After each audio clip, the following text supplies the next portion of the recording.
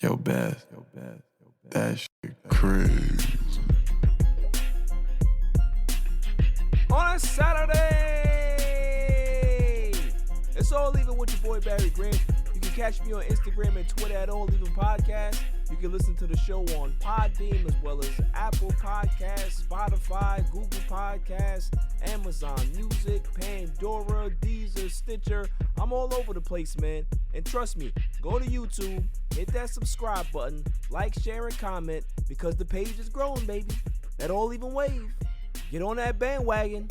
Let's get it going. Lots to get into. NBA playoffs. It's been a wild one.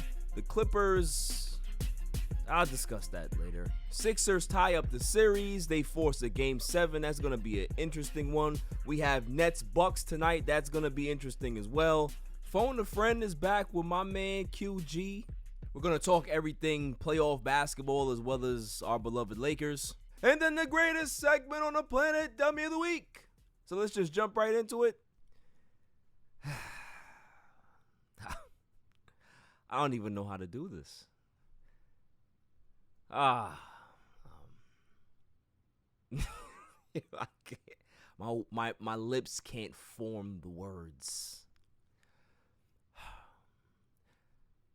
Congratulations to the Los Angeles Clippers for getting to their first Western Conference Finals in franchise history.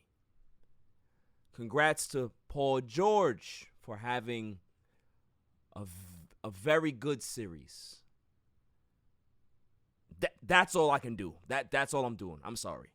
That's all I'm doing. Let me just get it out of the way. I went ahead and did it. Now let's get into the meat and potatoes of what I saw from last night.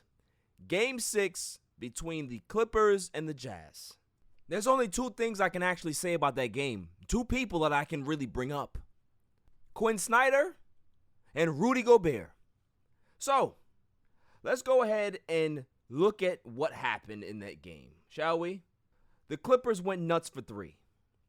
They went small. They played Nicholas Batum. They played Marcus Morris. They played Ivica Zubac 6 minutes. The entire game because they realized that their best lineup is with Zubac on the bench. More firepower, more flexibility, more versatility. That's what Ty Lue saw after the first 2 games of the series. And he made the adjustment, right? QUIN SNYDER, on the other hand, did not do that. Because guess what QUIN SNYDER did last night? He played Rudy Gobert 42 minutes. And out of those 42 minutes, Rudy Gobert gives you 12 points, 10 rebounds, 5 fouls, right? His plus minus was a negative 24, and you kept him in the game. He didn't even have any blocks. So I want to know, if a coach gets paid to make smart adjustments, because that's a part of your job title, how does that happen? Terrence Mann had the night of his life. I don't want to take anything away from that young man. He had a great game, 39 points. But the reason behind his 39 points was because QUIN SNYDER had one of the worst coaching nights I've ever seen. And I've said this numerous times on this show over the last few episodes. There's a trend going on here. I'm going to get into that right after this, though. So, at what point in your mind as a head coach do you say to yourself, maybe it's time to just put Royce O'Neal at the 5 and get our shooters in here. Let's match up this way because Rudy can't close out on these shooters. He's not getting there fast enough. They're putting him in high pick and roll situations and they're just rotating the ball around and hitting open threes. That's exactly what was going on. And on top of that, he went zone. I can't. The level of incompetence is just off the charts. And it goes back to what I was saying from Jump Street. It's Utah. This is why I never bought them as a real true title contender, because it's Utah and Rudy Gobert. But never in a million years did I think that QUIN SNYDER would do this.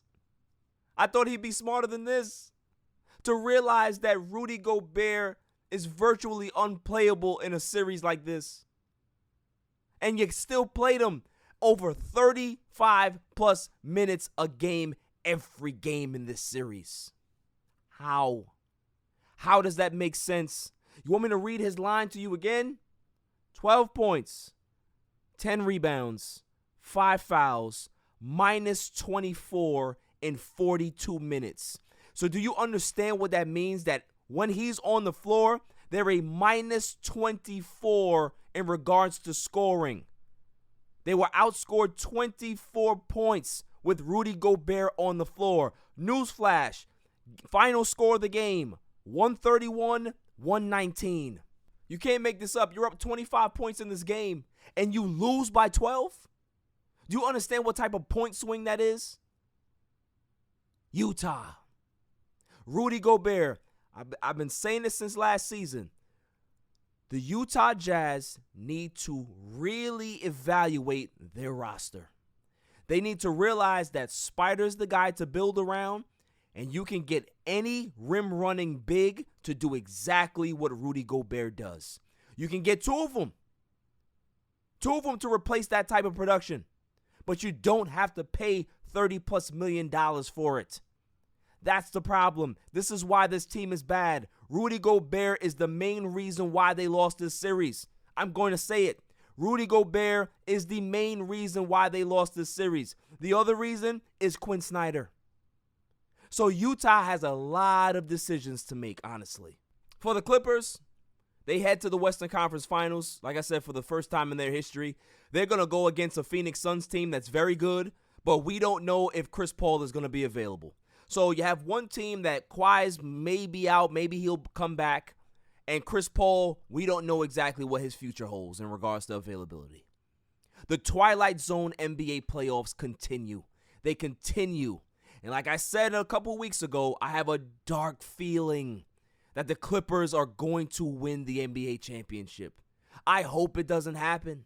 I have a dark feeling, I really do, that the Clippers are going to win the title. The cardiac Clippers is what I'm hearing. It's just, it's a nightmare. It's a nightmare. It really is. But let's segue into Game 6 between the Sixers and the Hawks. The Sixers win the game 104-99. Joel Embiid has a bad game, but they end up surviving. They end up getting good performances out of Tobias Harris and also Seth Curry. But the elephant in the room continues to be Ben Simmons. Ben Simmons is virtually unplayable offensively. 25 minutes, 6 points, 9 rebounds, 5 assists, 5 fouls. The man is, like I said, he's virtually unplayable. Ben Simmons in the playoffs right now, shooting free throws. He's 14 for 41. 14 for 41. I know a guy off the street that can be able to shoot better than that. I know a guy that's probably never played basketball in his life can shoot better than 14 for 41. He is a professional athlete. The only thing that he has to do is play basketball. And he's shooting 14 for 41 from the free throw line. He has made no improvements offensively to his game since he got into the league. I don't understand how Philadelphia, how their organization isn't fed up with Ben Simmons. Maybe they are. Maybe they're just waiting until their season is over for them to do something about it. Because I honestly can feel and sense the frustration in Doc Rivers. I can feel and sense the frustration in Joel Embiid and his teammates. Is like, you're out here and you're doing nothing. You're 6'10". You are a 6'10" liability. Really? You can't score more than 6 points in a game being 6'10"? Driving to the basket? Embiid is not a guy that clogs up the lane. He can be able to step outside and hit shots. He is literally a detriment to his team. He really is. So I'm curious to see exactly what happens in a Game 7. Because I don't trust Doc Rivers. I don't trust Ben Simmons. Seth Curry's never been in that situation. Tobias Harris is good, but we don't know what to expect. What do we expect out of this team in a Game 7? What? We know that Joel Embiid is going to show up. Even if he has a bad shooting night like he did last night, he's still going to make sure that he does the little things. Rebounding, blocking shots, making sure that, he's engaging emotionally with his teammates. That's what we're going to get out of Joel Embiid. Yes, he had 8 turnovers. Like I said, he did not have a great game. But through all of those bad turnovers and missed shots, he was only a -1.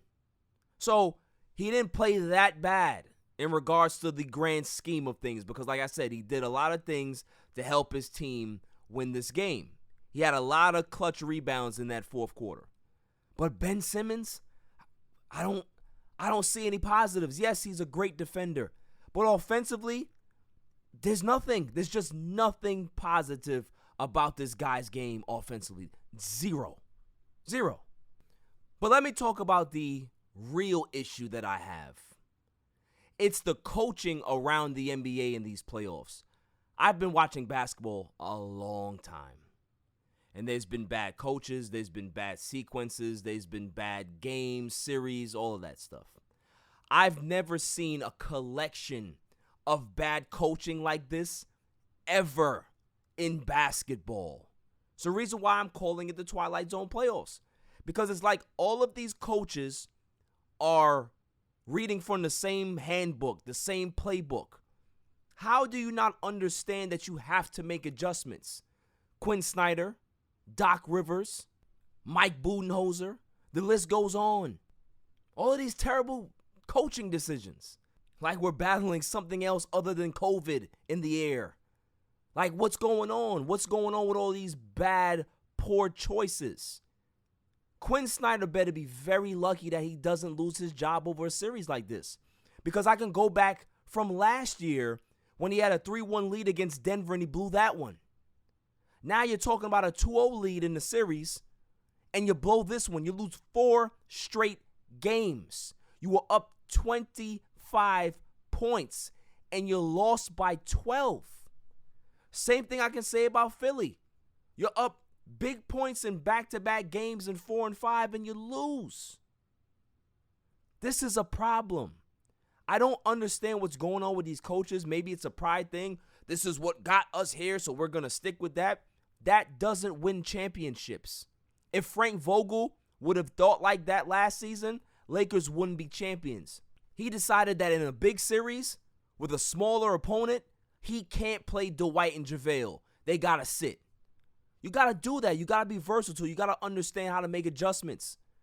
That's how you win NBA championships. And maybe this is the reason why Doc Rivers only has 1.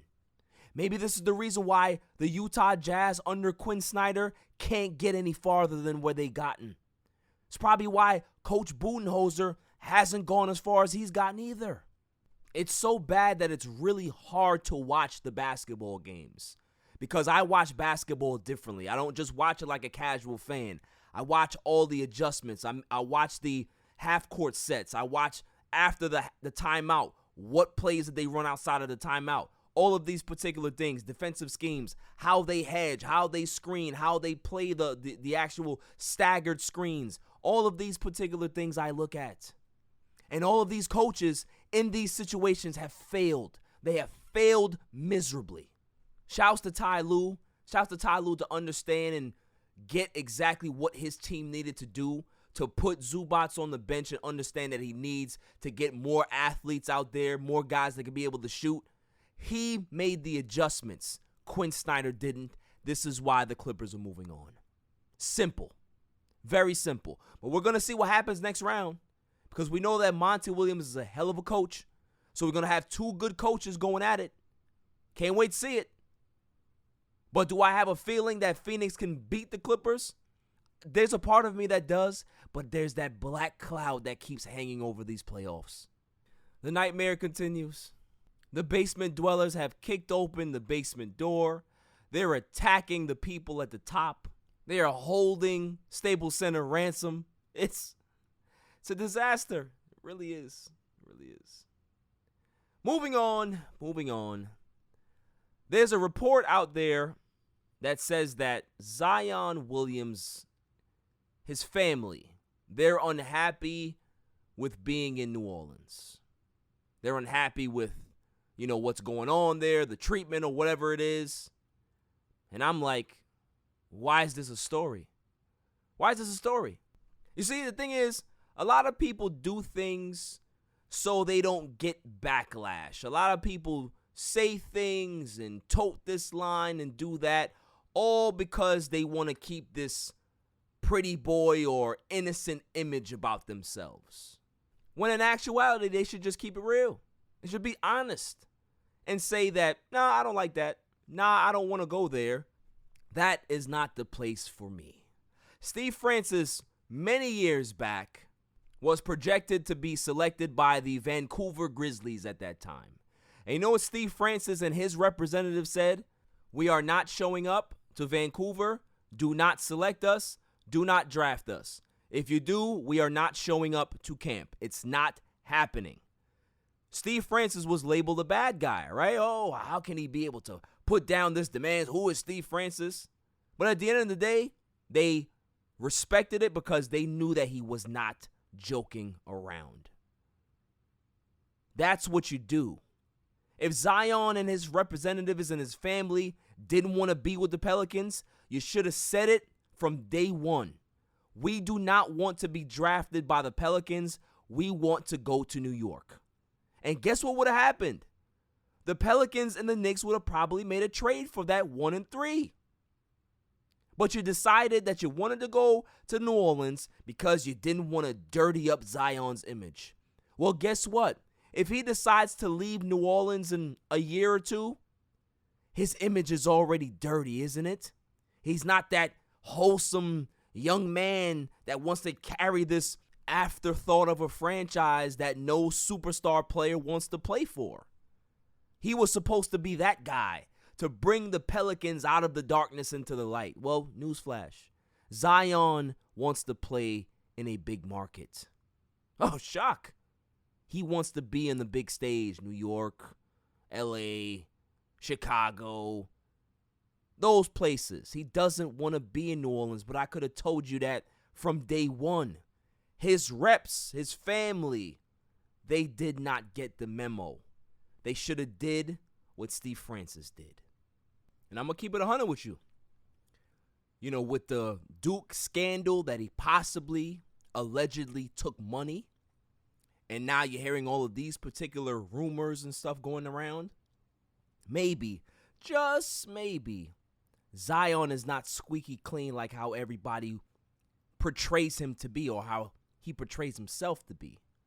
So why don't you just keep it real? Be honest with yourself and be honest with the people that you're actually going into business with.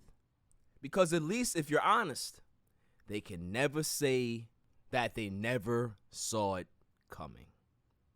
Coming up after the break, Phone a Friend with my boy QG. On a Saturday, it's all even. Yo, it's your man DJ G Money from that Flip the Script podcast. You see it? We in the studio right now. Flip, shut up. Yeah. Oh, listen. Shout out to the All Even podcast. My man Barry Grant Jr.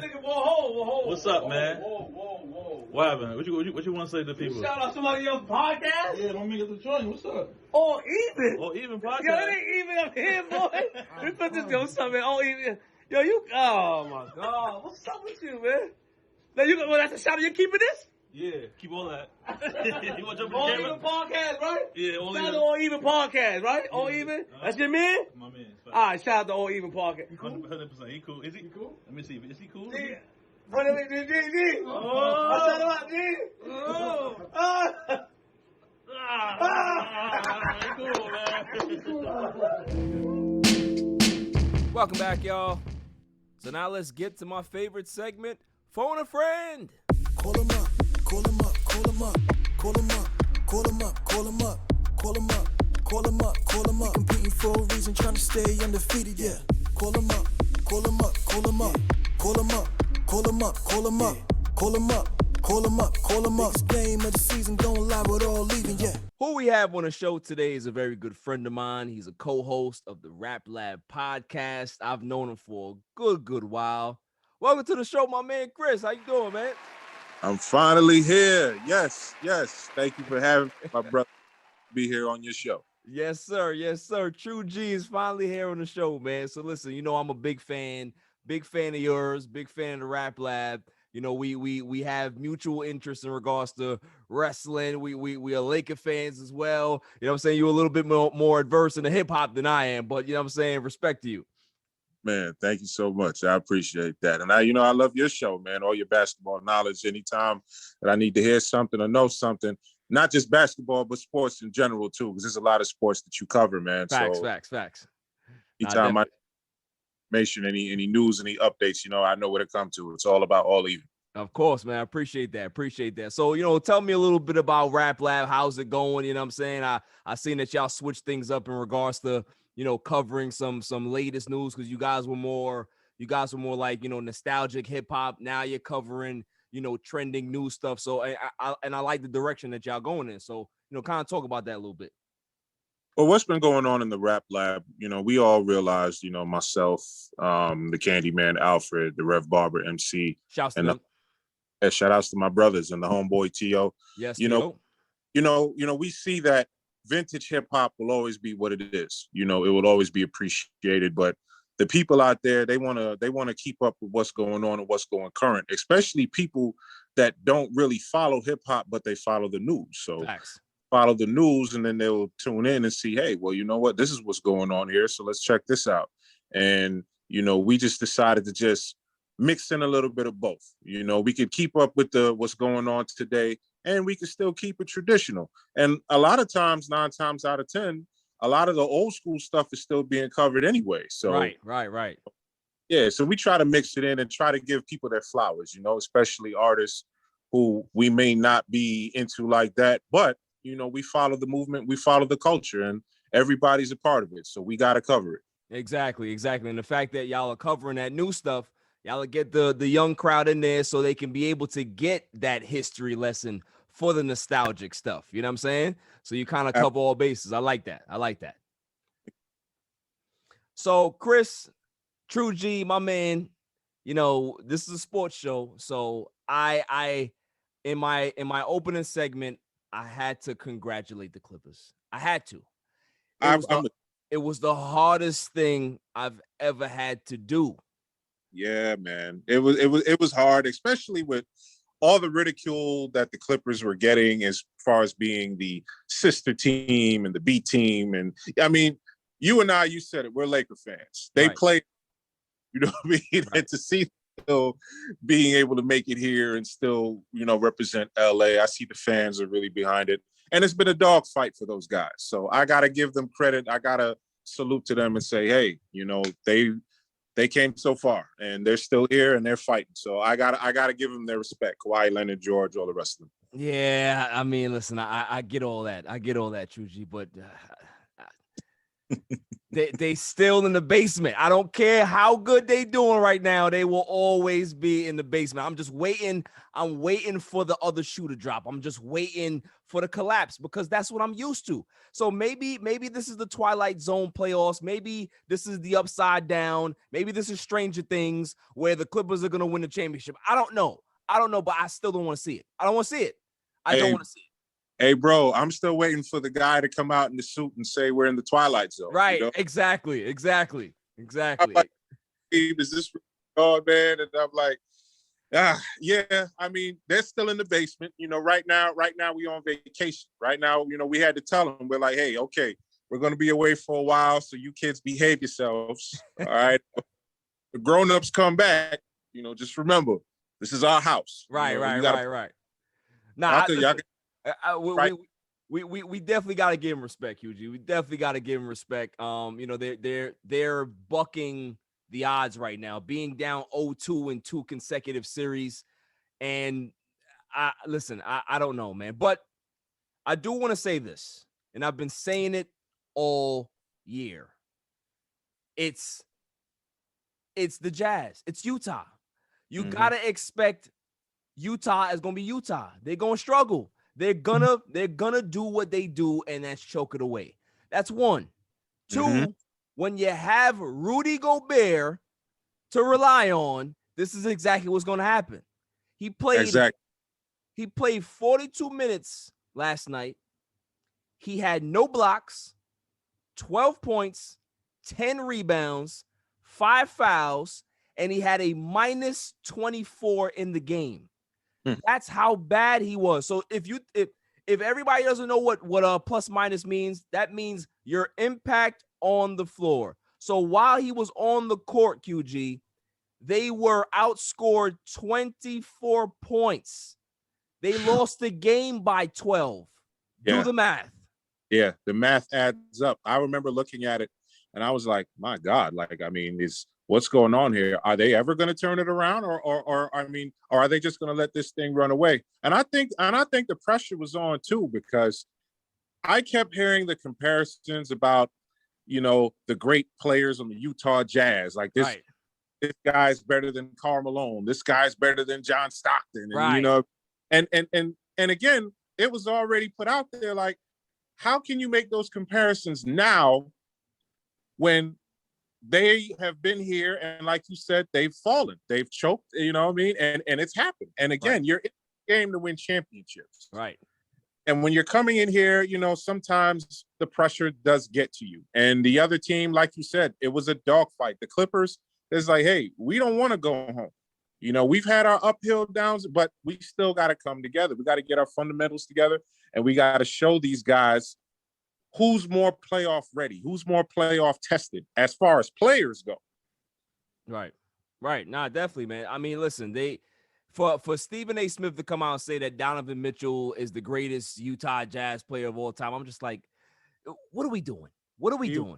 You know what I'm saying? Like, he's good. He's good. I'm not going to say that he's not good. Right. But come on now. We talking about Karl Malone. We talking about John Stockton. We talking about a whole bunch of other players, man. People got to relax. You know what I mean? And what we saw in that series is that, listen, Donovan Mitchell did his thing.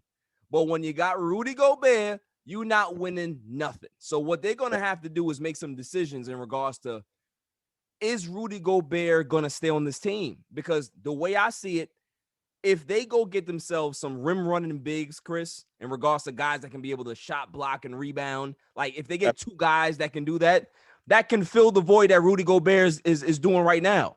So Absolutely. They don't need to pay a guy $30 million to do what he's doing. Exactly. Because you need those guys down in that middle to get them rebounds, to get that.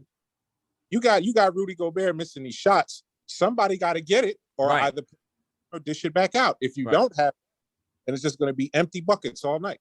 Right. So, the shouts to Tyronn Lue, the fact that he knew that he had to go small in the series to get more athletic, and QUIN SNYDER did not make the adjustments. That was a difference in the series. Clippers end up winning 4 straight games, and the rest is history. So I gotta props. I gotta hand it to that guy, man. He really, really turned things around. I was impressed with him. Yeah. For real, man. I didn't think that they could be able to turn it around, but they were able to hold on and do it, and the momentum was on their side. Facts. Now, what did you think about the Sixers and the Hawks game? I won't lie to you. Now, I've never been a Knicks fan. Never, ever, ever, ever, ever, ever. So when I saw what Ice Trae was doing, I said, yo, I like this kid. This kid came out here to New York. So everybody was quiet. It's cold in here, you know what I mean? So I said, I'm going to watch this kid very close. And with the 76ers, seeing Embiid, being an MVP caliber player and everything like that, I said, okay, this matchup is going to be interesting. Plus, you already brought up that we're wrestling fans. You see Embiid out with Triple H, D-Generation X. Right. Okay, this is the clash right here. So the series was very, very interesting, but the Hawks got them shooters, man. Yeah. Whew. That's what I like about them. They got them shooters. So, Philly's a strong team. I even had a conversation with my dad. He was like, Philadelphia is in the playoffs? I said, yeah, they're in the playoffs. So they're going against a tough team, Atlanta. Atlanta's always been known for their shooting. So I've been, I always looked at them and said, okay, this is a huge opportunity for them. And I like what Trae is doing. I love the attitude. I love the swagger of the team. I love the fact that they elevated themselves after they beat New York. Because after they beat New York, they just was like, okay, now we rolling. We can do this. Right. You see the confidence in Atlanta. And I'm like, okay. So I got my eye on them. But that's serious. And you know how Philly play. Philly play tough. Yeah. Tough. They hard. They rugged out there in Philadelphia. You seen the confrontations back and forth, the aggressiveness and the plays that they. So I was like, okay, I like this kind of series. You know what I mean? Yeah, nah, definitely, man. So what are your thoughts about Ben Simmons, though? Because Ben Simmons is getting a lot of heat in regards to him just being an offensive.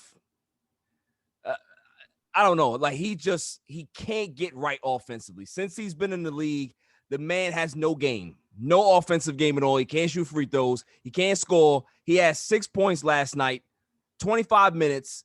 He was a no-show. He cannot help Embiid and the rest of that team kind of get over the hump. So I don't know what they're gonna do with him. Like, do you see Ben Simmons still being on this team after next season or after the season?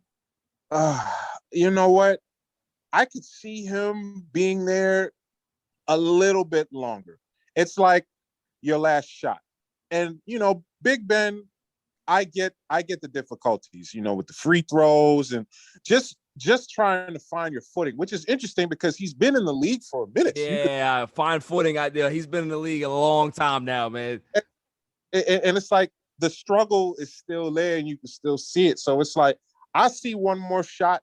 If he frogs it up again, then it's the door for him, man. I feel. But I think I'll go around, see how that goes around. And his players, everybody got to talk to him. They got to tell him, hey, man, look, we need you out there. And it's like you said with Embiid, there's only so much one person can do. Right.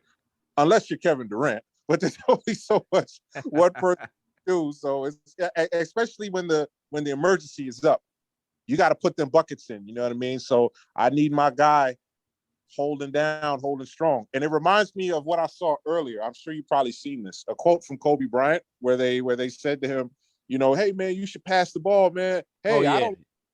I don't like their work ethic, so why should I pass the ball? Right. And listen, that's how Embiid probably feels about Simmons, because the thing is, what the problem with Simmons is that he's 6'10", he has all of these skills.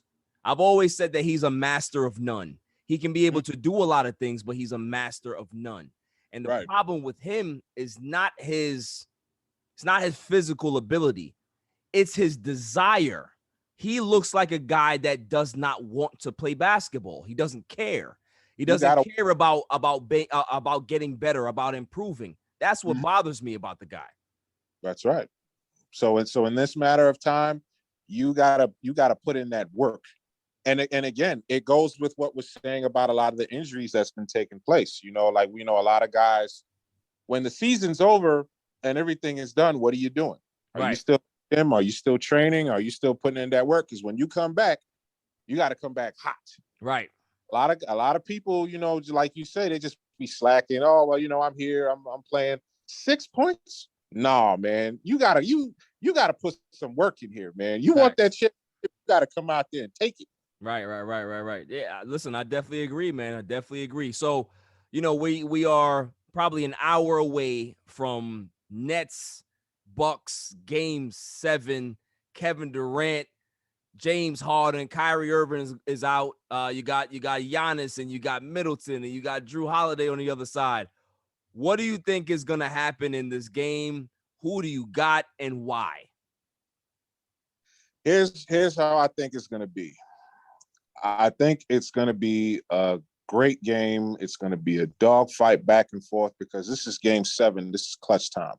And based on what I've seen back and forth, at the time where I thought that, okay, the Nets got this, but then the injuries started happening. Right.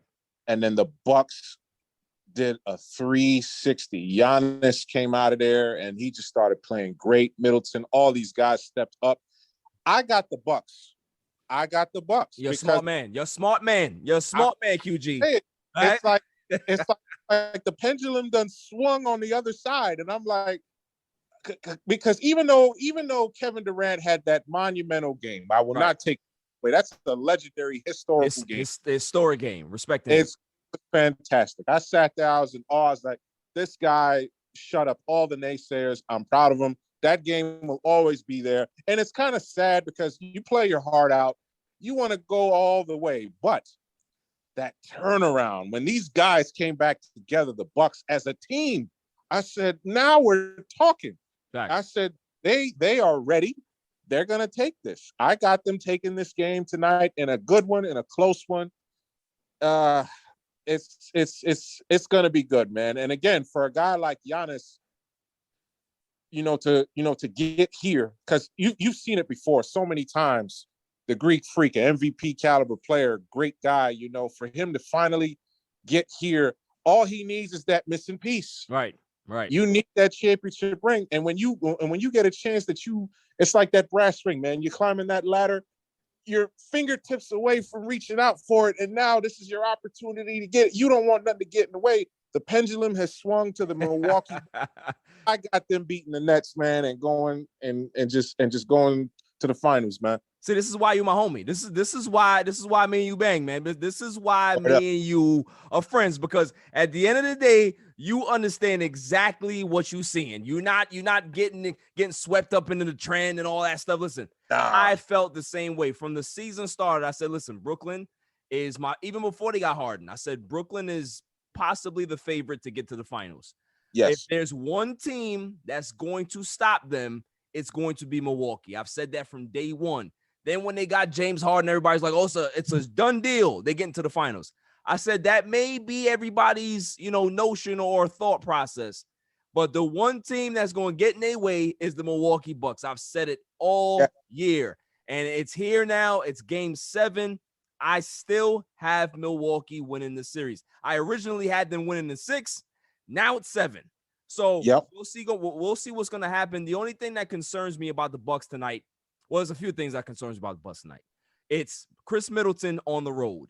He's never been a player that has played well on the road. He's a home guy. When he's home, he lights it up. He loves his home crowd. He has confidence there. Cool.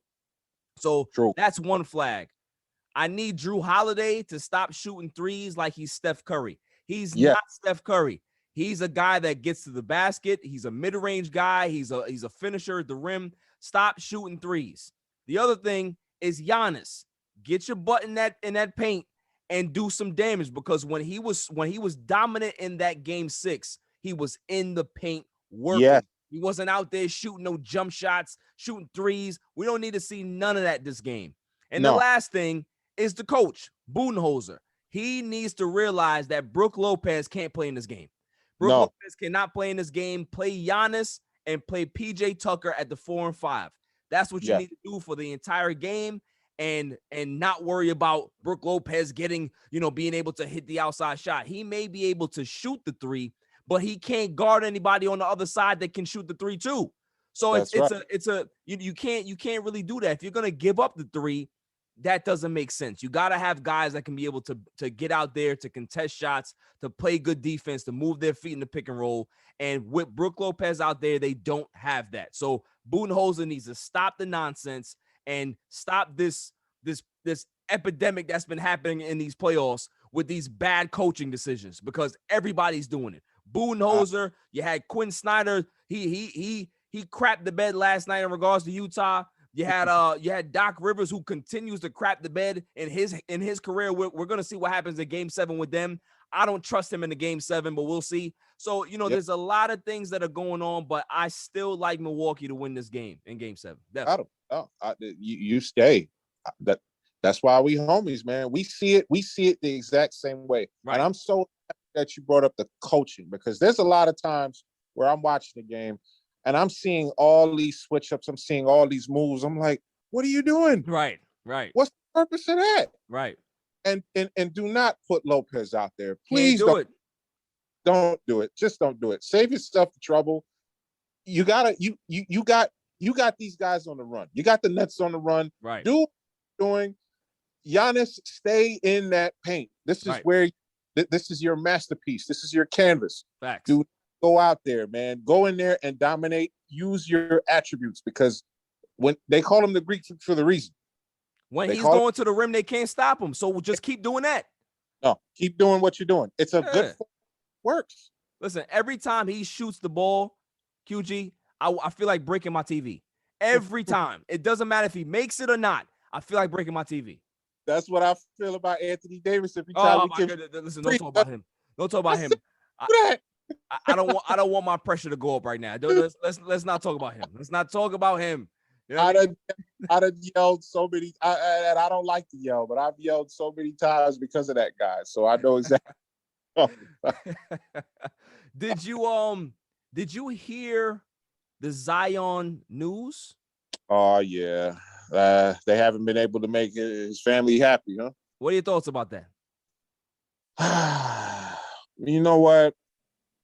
It's kind of interesting when I look at a situation like that, because it makes me think, like, who is it really about? You know what I mean? Is it about Zion? Is it about the league? Is it about the team? Is it who decides what is what here? Yeah.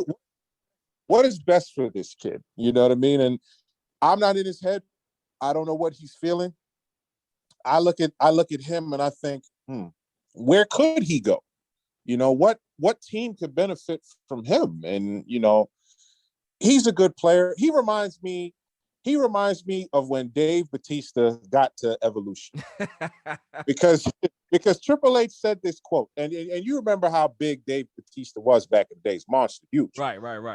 And he wasn't destined to be the one to go all the way and be a big superstar. But Triple H said he's this lump of clay. He has the tools. Right, you can mold him. He just needs to be molded. So this tells you about the Pelican program.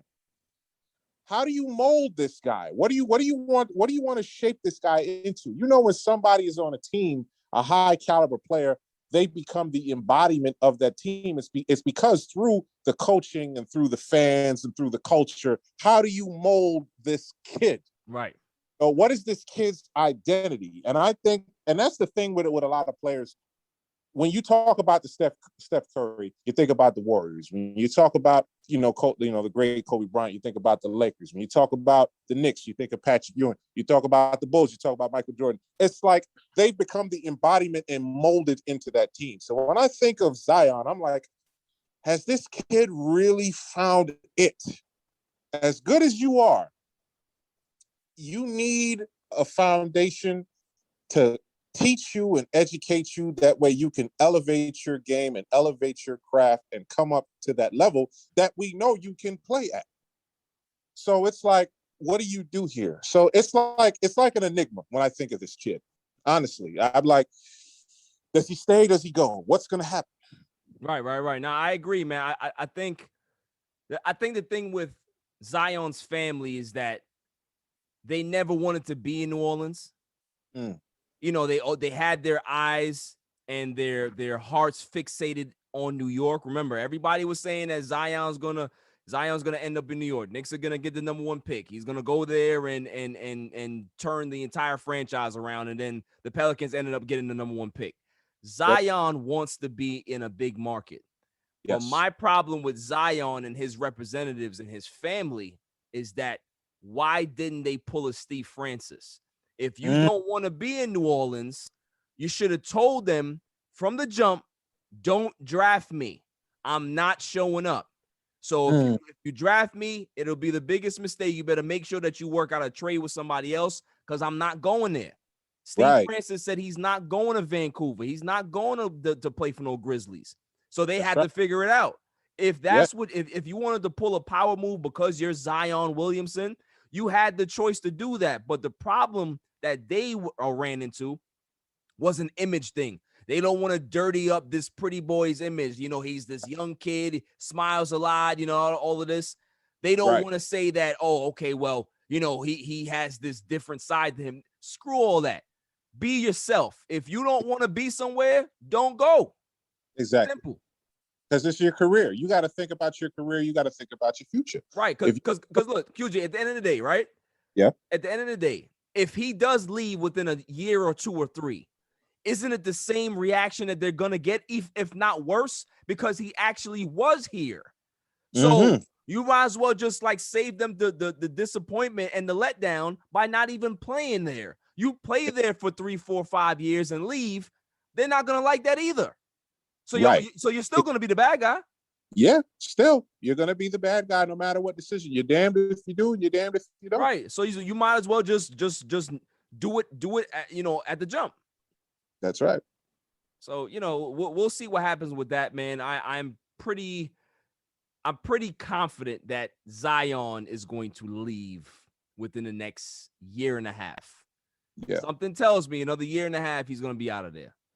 Now, Hey, well, yeah. Any player that wants to be a player and want to be a star and don't want to worry about a receding hairline and a guy with an orange and blue sweater clapping, saying, come to the Lakers. Listen, there's a lot of talk that I'm hearing, man, that I don't see how a trade can be possible. We don't have any trade pieces to be able to get a Zion, but we'll see what happens. We'll see what happens. This is going to be an interesting summer. A lot of moves are going to be made, and I wanted to ask you, what are your thoughts about what happened in Dallas? Dallas loses. Rick Carlisle decides to step down. He had 2 more years on his deal, and he said, "Listen, I'm out of here."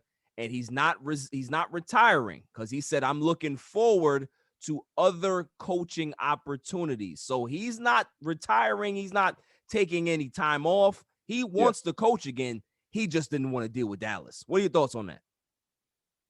I was kind of shocked, when I heard that news. I was like, I feel bad for them, especially with the story of Dirk, because when Dirk was there and, with everything that he had to deal with as far as being ridiculed and being made fun of, like, yeah, you're good, but you can't win the big one. And for him to finally win it, I thought that was awesome. I said, okay, Dallas, you finally made it. You got that monkey off your back. You have something you could build on. The fact that they were only able to win one, I was like, what do you do here? And again, to overcome the adversity and to overcome all the odds, it felt good to see that.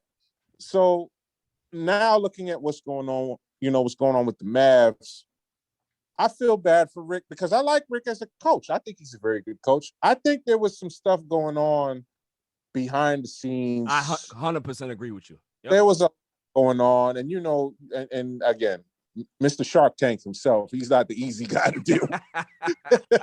I'm sure Mark Cuban had, he's crazy, man. He's crazy. He's a nut. He's a crazy guy. I respect his business, but you see him out there wilding out sometimes. Yeah. I think all of that played its part into it, and it was just a heartbreaker for Dallas, because seeing who they got, all the pieces that they got together, they got promise, but stuff behind the scenes kind of played its part. So I think Rick was like, you know what? Let me just get out of here and start fresh. I mean, got some some knowledge, some game left in me, but and I've given my time here. Let me do something else elsewhere. And I think that's what's up with Dallas. No, definitely, man. I completely agree with you. I think Rick Carlisle looked at it as, I'm tired of being micromanaged. I'm tired of having too many hands in the pot. I'm also tired of, the little back and forth that I'm having with my star young player, because I think that Luka and Rick Carlisle did not have a great relationship. I think I think Luka wanted a change, and he was sending like subtle shots here and there throughout the years. And it's like, okay, Rick Carlisle probably looked at it and said, all right, this is my time to go. Like, I'm not trying to sully my legacy here in this organization. After all the things that I've done here, the 13 years that I've coached here, the championship that I've won, right. I am not going to go down like this. So I'd rather just walk away, let them have it, let them figure out what they have to do, and hopefully it works out for them. So, definitely respect the Rick Carlisle, because I respect guys that understand and can test, like, they can kind of like put their toe in the water and feel the temperature, like, all right, something's off here. You know what I'm saying? Like, let me get out of here before something gets bad. You know what I'm saying? Before it really gets sour and bad and it really ruins my reputation. So I'm out. Ric Flair leaving WWF and going back to WCW. That's right. exactly it. Because it's looking for youth, and he's the old pro. So it's like, hey, let me get out of here. Let me carry on my legacy back to to where I started and win a couple more championships. So I think Rick looking at it like that, he still has so much to give. So, finding another team, finding another franchise to build in, it's like a breath of fresh air for him. And that's what he's looking for. Definitely, man. Now, so with all these coaching, jobs being open, we have Indiana, we have Dallas, we have Boston, we have what's the other place? Portland. We have New Orleans. Where do you think is the best spot for a guy like Rick Carlisle? Truthfully, I could see Rick Carlisle in Boston. Yes, me too. And that's based off the talent. Right. Him taking those guys and creating a formula that they can follow. Yeah. Because they're young, they're hungry. And I think it's like that train that Denzel was pushing with no brake. Yeah. They need a mechanic. They need their Denzel to put some brake and be like, you know what? This is what this. You guys are on a runaway. You're strong. You're powerful. You're fast, but you need control. Right. And I think Rick can provide that with the Boston Celtic formula. I think he could definitely fit in on that team. Listen, man, I like that wordplay, QG. I love that wordplay just now. That was dope. That was dope. I ain't gonna lie to you. That was fire. And we go back to the days with writing raps and coming up with all different punchlines and metaphors. It's still in the blood, man. It's still in there, man. That was fire. Now, I agree, though, man. I think that Rick Carlisle would be a great fit with Boston. I really think that he would be a great fit in Portland as well. But the thing with Portland is that they still need to get some defensive guys in there to be able to put everything together. We know that Dame is not a great defender. We know that CJ is undersized. We know he's not a great defender. But if they can be able to get some good defenders with that duo, maybe Rick Carlisle can be able to do something with them. I also like Jason Kidd in Boston. I think Jason Kidd in Boston would be good. I think Jason Kidd. I think Jason Kidd in Dallas would be good as well. I think he'd be a good fit in Dallas. I really would. I could see that. I could see. I mean, Jason Kidd is a very, very knowledgeable guy on the game. Right. And his expertise can definitely rub on. Like, he was one of my favorite point guards, man, on the court. Man. Yeah, like, of course. Yeah, like when he was in, on the Nets jersey and the way that he would do those pretty assists and just the way he would dictate and control. And that's what I like about point guards. Yeah. Point guards are like the quarterbacks. Right. They're the coach on the floor. Yeah. They're on the floor. They are the orchestrator. They got the pieces all set around, and it starts with them. They got the ball. This is what's going to happen. This is where it's going to go with it. So with that mentality mixed in with a coach's mentality, right, that's great. Right. Nah, definitely, man. Definitely. I 100% agree with you. So the other news coming out of Los Angeles, and it's not the team that's currently playing, it's the team that's home, sitting in the third floor. They're not playing right now. They're not in the basement, but they're on the third floor and they're not playing. But did you hear that that they fired the entire training staff? Yeah. I got the notification on my phone that they fired our training staff, and I said to myself, well, who are you going to get to take the job now? Like, how's the training regiment's going to work? What's going to happen here? Well, listen, with a full off season, I think they can be able to find somebody, find a staff quickly. And with a full off season, everybody will be good. But this training staff, they've been under scrutiny because of Anthony Davis, because of LeBron James, because of all of these other injuries that they've had throughout the year. They've been under fire. So if they want to make a change, there's kind of like baseball when the guys are not hitting, right? Guys are not hitting. The first person that they're going to, give the axe to is the hitting coach, not the manager, not the players. The hitting coach will fall on the sword. So this is one of those situations where, they want to kind of like clean it up PR wise. Hey, listen, we had a rough season in regards to health. We're changing our training staff, and we're not going to have this problem going forward. So I'm okay with it. Hopefully we can be able to get a five-star staff and get this going. But the biggest problem is that it doesn't matter who you have as trainer. If your superstar player is not doing the things that he should be doing in the offseason in regards to eating right, getting sleep, training, all of these things, it's not going to matter. And we're not talking about LeBron James. We're talking about Anthony Davis. Right. I don't want to say no names. I don't want to point no elbows or fingers, but we know who we talking about here, right? AD, listen to me, man. We got a public service announcement for you, man. You got to take this thing serious, bro. You got to take this thing. And you know what? I'm glad you brought that up because I'm tired of people bringing up debates saying, "Oh yeah, well the Lakers won a championship, but there's an asterisk next to it." Oh no. Yeah, because it's the bubble. I don't want to hear that. Nope. If it was the other team, nobody else would say that. We won the chip, and AD, you delivered. But it's like, don't become complacent. Right. You have to stay hungry. Right. When Kobe Bryant did an interview, when he got that ring without Shaq, Jalen Rose asked him, "So how you feeling, man? How you feeling about everything?" "Man, we want another one." Right. And guess what? They got another one. Right. So, it's always about being hungry, man. Never get complacent. I 100% agree.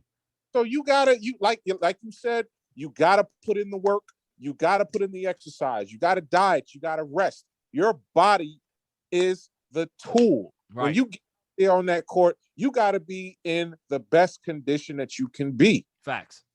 This is your livelihood, and all the members on the team have to work together as far as being healthy, as far as being ready. Because when it's go time, you can't play around. Right.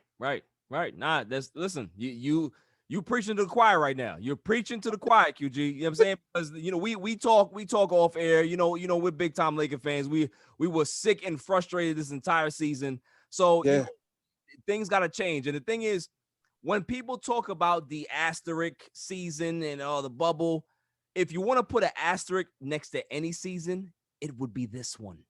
Yes. It would be this one, not the one last season. It'd be this one. Yes. So I agree 110%. This season, there'd be the asterisk because look at all the people that's been out. Right.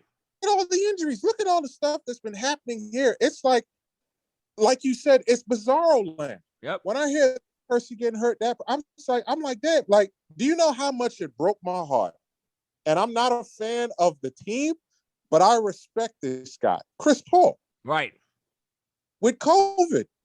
Crazy. And I said, this man worked so hard. He worked so hard to get here and for this to happen to him. And I respect, even though I may not like a team, I respect the players that have worked hard and have busted their tails off to put in work. Because we know CP3 from Houston. Right. We know CP3 from before and everything like that. So now and again, I'm not counting Phoenix out of nowhere. I'm not counting out the Queenix Sunshines. I'm not counting out. But just for the individual achievement of a player to be out there and to finally have that moment, it's so satisfying. So for AD, especially when we won, just the emotion on his face, like, man, finally, right? I made it here. You got to keep that hunger and desire every single time. LeBron's always hungry. Oh yeah. Listen, when LeBron wins a championship, he's happy, but then he's right back to work. Because he knows and understands, okay, I won, but I got to do it all over again next time. Right. So in best shape, best condition, best. So I hope that the training staff, I hope everything comes together. But you know what we need to do, man? You know what we got to do for the training staff, though? What's up? We got to get on that plane. We got to go to Russia. We got to run up mountains. We got to pull chains. We got to pull rocks. We got to fight like we fighting Drago and Rocky IV every single time. We got to do it. Listen, man, I agree with you, man. I think it's time for these dudes to start running some suicides again, man. They may have to like do some old school, high school training because It's time to get hungry again. This Lakers team, listen, we won a championship. I'm not going to say that they got complacent in regards to winning a title. I'm going to put this season on just the rush of it, the condensed schedule, the injuries, all of those things. So I want to see this team get back to that hungry, okay, they're doubting us. They think that we're too old. They think that LeBron James is over the hill. They think that Anthony Davis is Mr. Glass and street clothes. You know what I'm saying? Like, let's be able to prove that they're still one of the best teams in the league. So, you know, I'm curious to see what happens with that. But who do you have in the NBA Finals, QG? Looking at it now, because in the beginning, looking at where everything was going at, I had Brooklyn taking on Phoenix. Okay. But looking at where it's at now, especially because I said this before, all the injuries and everything that was going on, because once the Lakers was out, I had Lakers versus Brooklyn. So I was okay. Now with everything going on, I may have to say Milwaukee and our stepkids, the Clippers. Come on, man, don't do that. Listen, Chris, I can't stomach a Clippers final. I can't do it. I can't do it. I don't want it, bro. I don't want it. I just think that when it comes to the situation, and Booker, you are a Mamba child. Right. So it's time to step up. You have it. And he said it a million times how much he loves Kobe Bryant, respects Kobe Bryant. He channeled his inner Kobe Bryant when he went out there and played against the Lakers. I'd love to see that kid progress. And again, I'd love to see it. It's just looking at the way things are.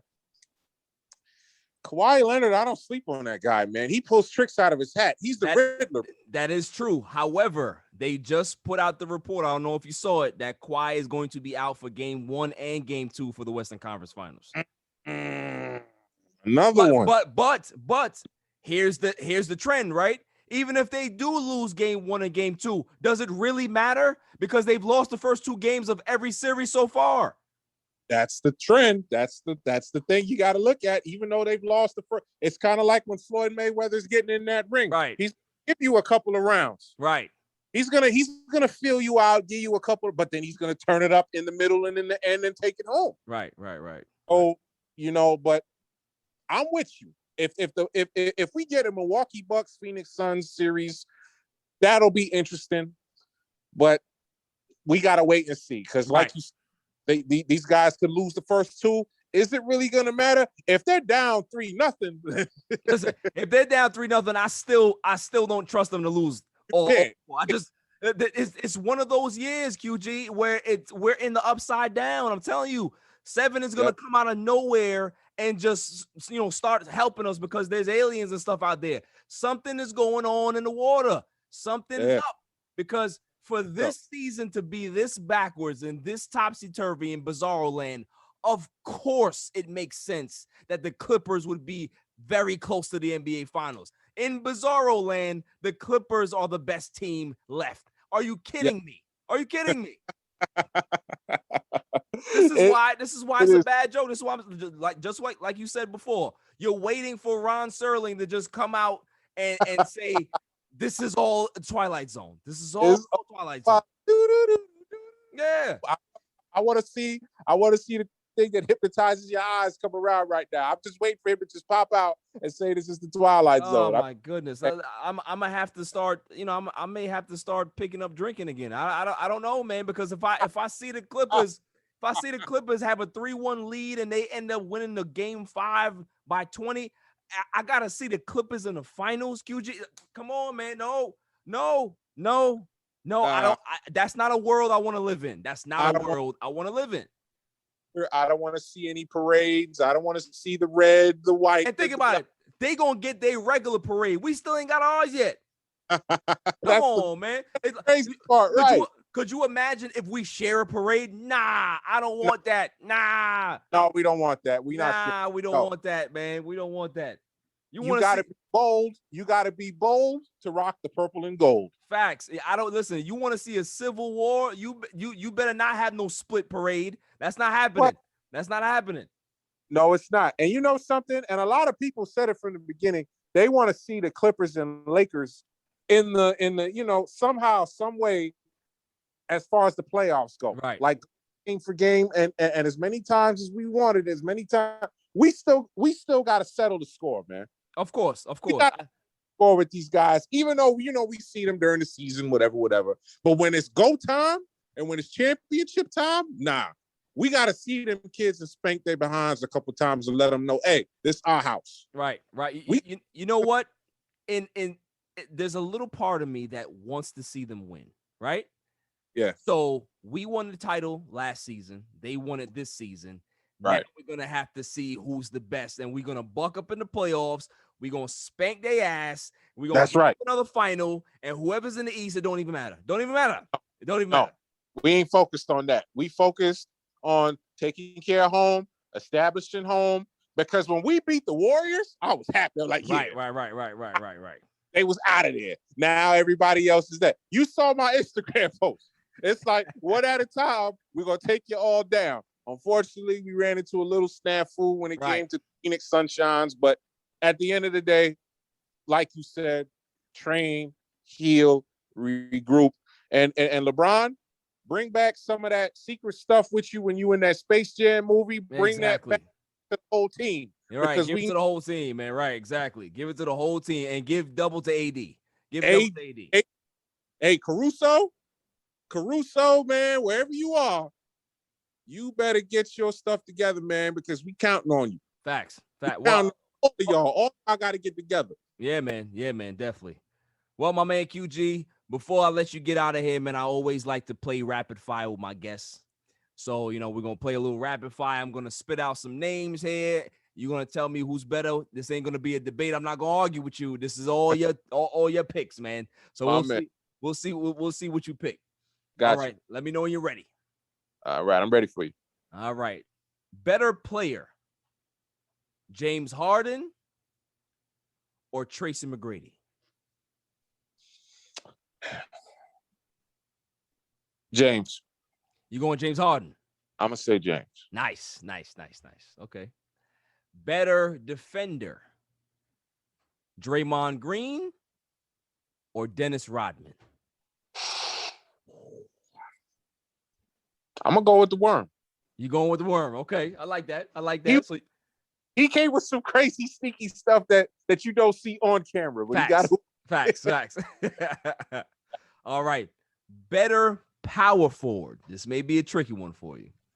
Karl Malone or Tim Duncan?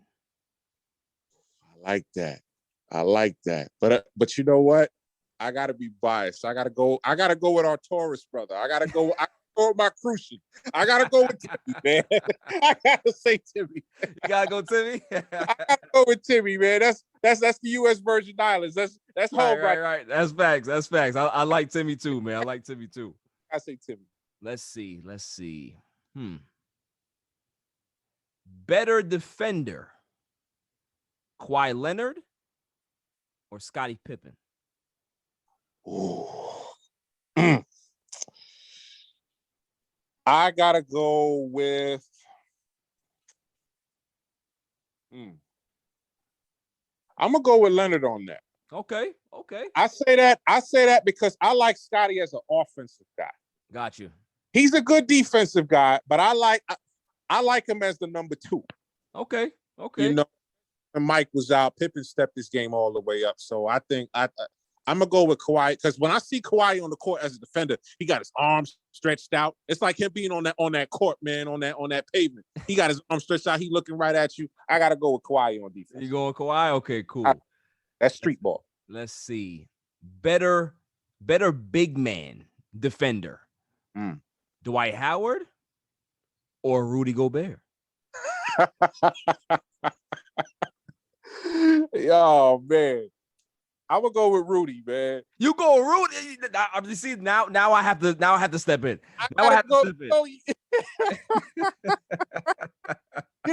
You know why, man? Because Dwight, oh man. Listen, Dwight was legit as all I said, not as a big man, I'm just as a defender. The big man, yeah. Yeah, man. You know what? Dwight, yeah, he has his moments. He has moments, but it's like Rudy is good, but it's like that hot and cold with Dwight. Right. I've seen too many hot and colds with Dwight. That's why I couldn't pick Dwight. I hear you. You know, That was- my hatred and my passion for Rudy Gobert, just anytime somebody says his name, it bothers me. I dig it, brother. No, bro. All right, so you go on Rudy. That's fine. Okay, better hybrid point guard. What I mean by hybrid point guard is that they're small enough to play the point, but they have a in-between game, right? I like this. So better hybrid point guard, Steph Curry or Allen Iverson? Better hybrid. Oh my Lord. And these are some two strong guys. You know what? And this is like you said, this is overall. Right. This is overall. This is your opinion, who you would take. So I ain't gonna fight you on this one. The only one I had to fight you on was Rudy. That's it. I'm done. And you got legitimate reasons for the Rudy one. I'm with you. Yeah, that's it. but to answer your question, even though I like the kid, even though he's great and he's the best shooter ever, man, but right. There's something special about that boy to answer, man. Yo, I'm with you. I gotta go, bro, because we've seen AI do these amazing things in the paint. Right.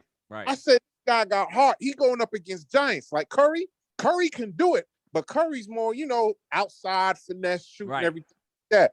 AI, he want to charge it up. AI was battling with giants when you can still put people on their butt. What? I said, this dude is falling on the ground. He hurt. He got a lot of heart. Right. And he putting up them buckets. You remember that game against the Lakers? Game. How can I forget? Game 1? Phenomenal. Yeah. I always remember that, and I always respect that. So as far as a hybrid go, I gotta go with my man Allen Iverson. Man. Definitely respect. Yeah. Better shooter.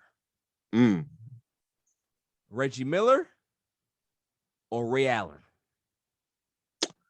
I gotta go with Ray. You going Ray?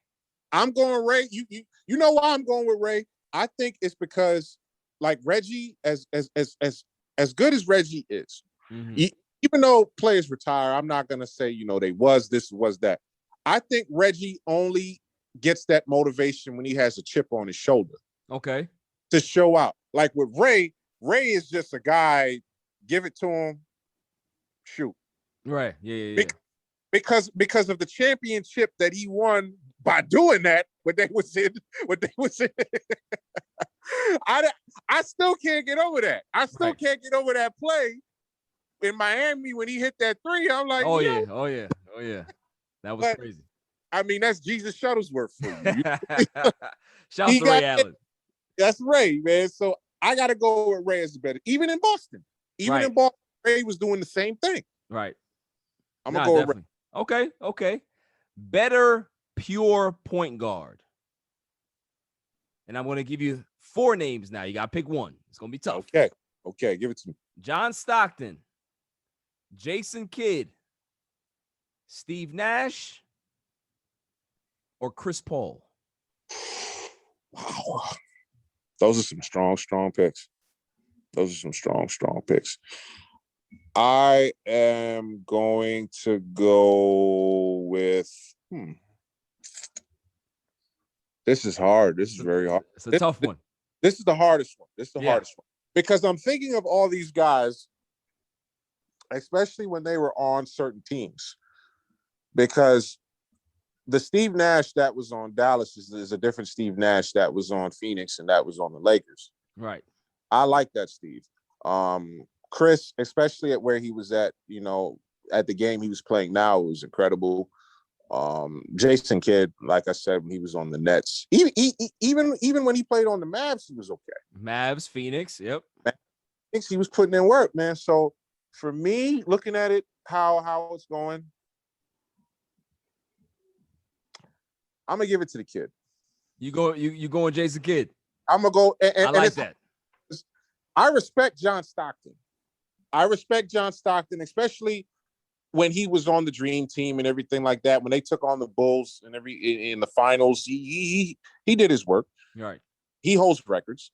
And, you know, I mean, we mentioned CP3 and especially the resurgence that CP3 had. I wish he was still in the game now because he's another guy that played with that chip on his shoulder. Oh, I'm 36 years old. You're counting me out. Right. No, have it. So Stockton was a dog, man. He was a dog. Oh, oof, dog. Do you remember that play where he shot it, but somebody on his team offensively interfered with it? This was against the Bulls. Okay. Time was going down. He shot it up, and one of his guys didn't think it was going to go in, so he put his hand on it the moment it was about to get there. Due to that interference, it didn't go in. Right. So it was kind of like a nail biter heartbreaker. But I'm thinking about the kid when he was on the Nets with, you know, Kittles and all those guys. Oh yeah. The bunch. Keith Van Horn, Kenyon Martin, you know, Richard Jefferson. Bro, they called them Special K. They had Kerry Kittles and all those guys. Right. It was I like the stuff Kid was doing on there, even on Phoenix and Dallas. So I'm gonna go, especially the free throw. I love the way he used to shoot his free throws, man. The kiss. And it never missed. It kept going in. I said, yo, I gotta try that when I'm on the court, man. Respect. Okay, so you're going with Jason Kidd. I'm gonna go with the Kid. Last one. All right. Better big man, or who would you pick as a big man? That's the question. We're going Shaquille O'Neal, Hakeem Olajuwon, or Kareem Abdul-Jabbar? I love all of them. I respect all of them. They all hold a special place in my heart. I'm gonna go with the Superman. You going Diesel? You know why I gotta go? I gotta go with Shaq Diesel because back in the days, you know, because I didn't have a team. Right. I was a kid. I was just watching basketball, enjoying it during the Michael Jordan era. And I respected every player that was out there. When I decided, you know what, I need a team. I'm going back and forth with these Knick guys. I don't like how it goes. So now I'm rolling with the Lakers. I said, you know what, let me roll with here, especially at the time with Nick the Quick. Right. And, you know, our swing man, you know what I mean, Eddie Jones and all these. Yep. I'll say, you know what, man, let me rock with him. So for me, not only as a player, but as a personality, Shaquille O'Neal really stuck out with me because when him being a big man, he was teased, he was ridiculed, he was made fun of. And on a personal note, I was in the same light. And I said, hearing him talk about it and being inspirational and saying, you know, don't let that break you down, especially the way he played so dominant. Like when Shaq backed you down, oh, it's a wrap. Get out the way. Get out the way. It was a wrap. Remember the All-Star game where everybody was talking and Tim Duncan was, you know, it's the Western Conference versus the Eastern Conference. And somebody on the Eastern Conference went to Tim and said, hey, man, I'm guarding Shaq tonight. Tim was like, good luck. Couldn't beat that. And I love Kareem as a legend. Great player. I mean, who doesn't love the skyhook, man? It's a thing of beauty. We all love the cat, man. That's my guy. Absolutely love the cat. And I mean, again, with the Dream, Hakeem the Dream, great player, champion. I love the way he played. I love the finesse that he brought in with it too, man, because he wasn't just a big man. He played with grace. Right. I love aggressiveness. I love the big man running down the court, pointing his fingers up in the air, and letting you know, hey, man, this is my time. I'm dominant. That's Shaq. I'm going with Big Shaq, man. You going with the Diesel. All right, that's respect, man. That's respect. I like that. I got to go with Diesel. I like that. All right, man. Well, Chris QG, it was fun to have you on, man. Thank you for coming on the show. Thank you. Always a pleasure talking to you, man. My brother, thank you so much for having me here, man. Always appreciate it. Even way. All the best. Absolutely, man. Just let everybody know your social media handle, where they can find you, where they can find Rap Lab and all that. Absolutely. Hit me up on the Instagram, TrueG_QG.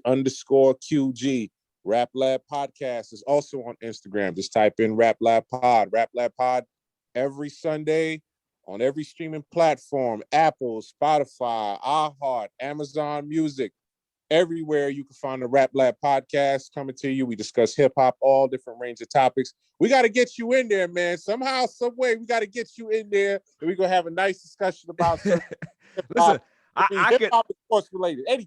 I could definitely come in there and throw some troll shots. All right, because I was in there in the live when they was talking certain things where Alfred just jumped off the bridge in regards to talking about Big is overrated. Come on now, he's crazy. He's crazy. You know how many times I wanted to physically choke him? You can't talk about Big like that. Yeah, no. He's bugging. That was bugging. Yeah. On there on the social media, you can find us all on Apple Music, iHeart. Just type in Rap Lab Podcast. You will find us. We will come up. We got a lot of episodes in the can, and stay tuned for the next episode we got coming up, man, because we're gonna do the mid-season awards. Definitely, man. I can't wait to tune into that. I can't wait to listen to that, man. So I'll definitely talk to you, my guy. My God, thank you so much. I'd like to thank my man Chris QG for coming on the show. It's always good talking to him. Shouts to the Rap Lab. Shouts to Alfred, Rev Barber, T.O. Check out their show when you definitely get a chance to. But I ain't gonna lie to you, Chris. QG, just don't talk about the Clippers in the finals. Just don't do it. I don't wanna hear it. I don't wanna hear it. Coming up after the break, the greatest segment on the planet, Dummy of the Week. On a Saturday. It's All Even. This is Cigar Gents and Gals. Just want to give a shout out to All Even Podcast, the best sports podcast out there. Keep up the amazing work. Also check us out at cigargentsandgals.com. We're everyday apparel for cigar smokers.